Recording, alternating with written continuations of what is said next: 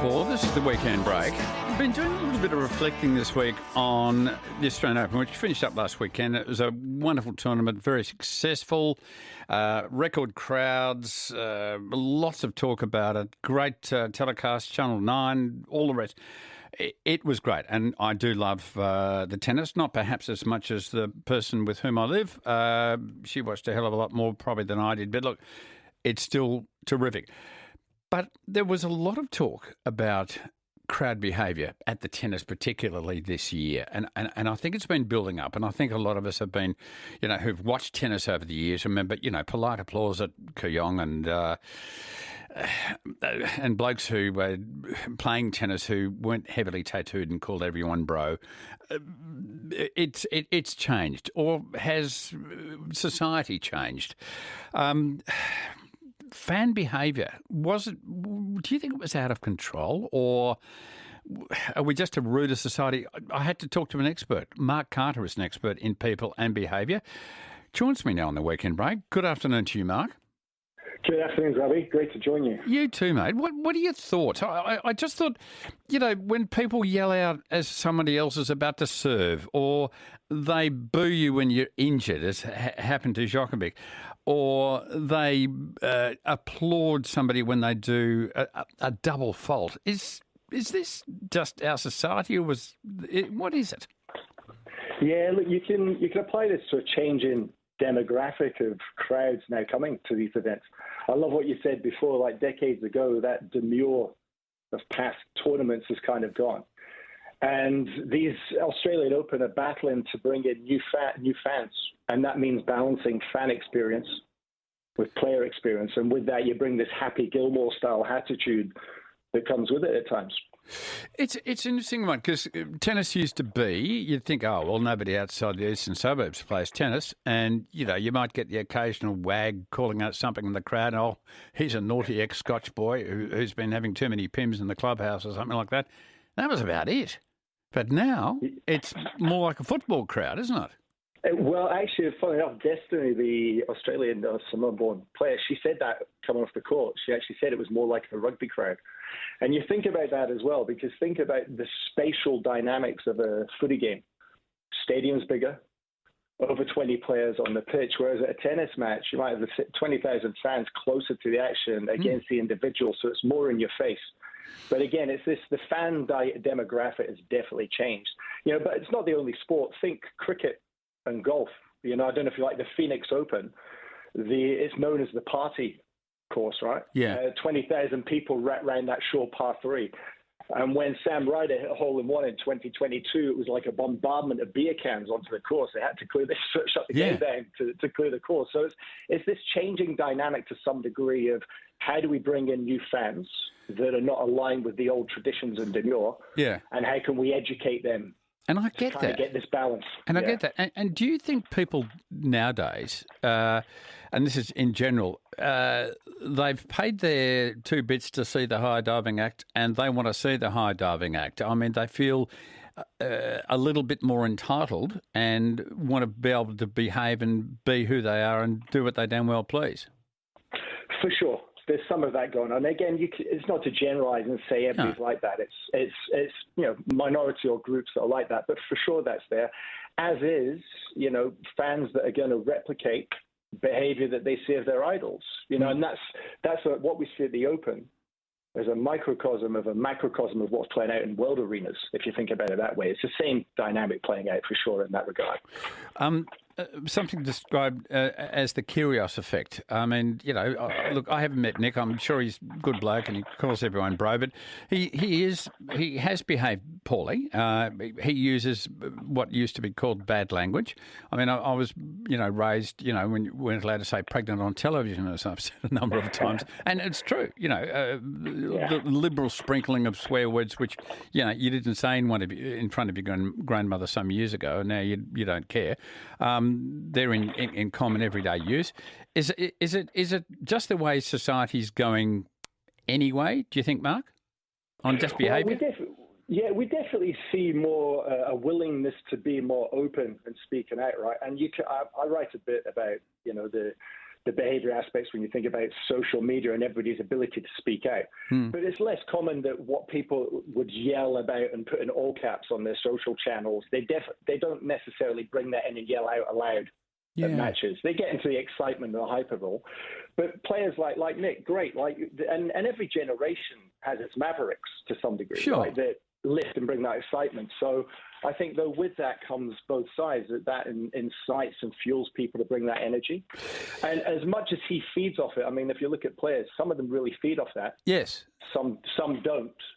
And some, like Nick, I'd say he does both, right? Yeah. There's times he feeds off it, but there's also times where it's off-putting for him as well. Yeah. So even though he loves it in the main, it's even off-putting for him at times. And he's probably not a bad bloke, but the image of and the behaviour and the surliness and the, I don't care what I'm doing out here, all of that attitude, it's going to incite emotions in people, isn't it?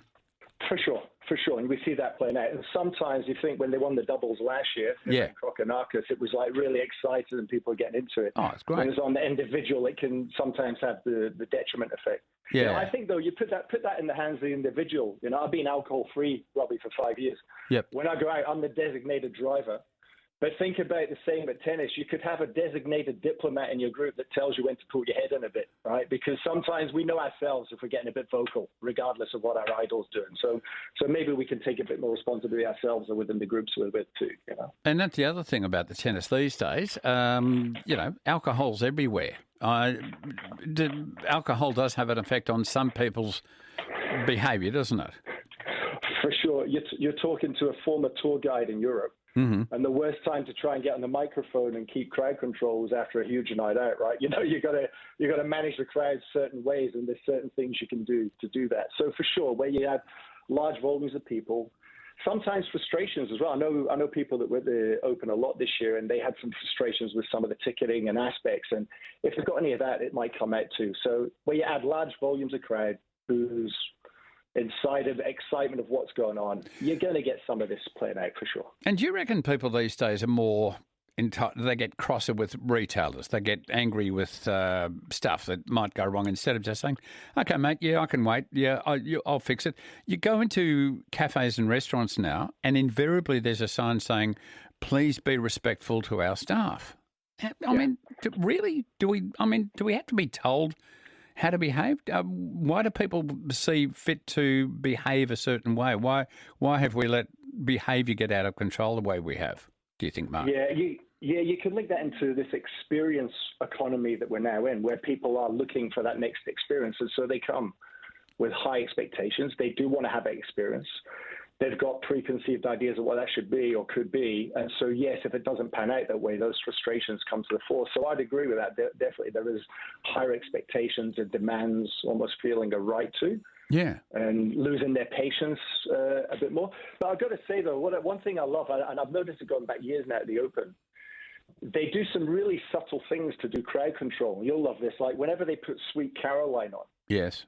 It's got a really calming effect where everybody can't help but sing along, right? Even the umpires. Yes. And so I think there's things like that, subtle things like continued education that the Open could do in a creative way, getting these idols involved to help people understand when to.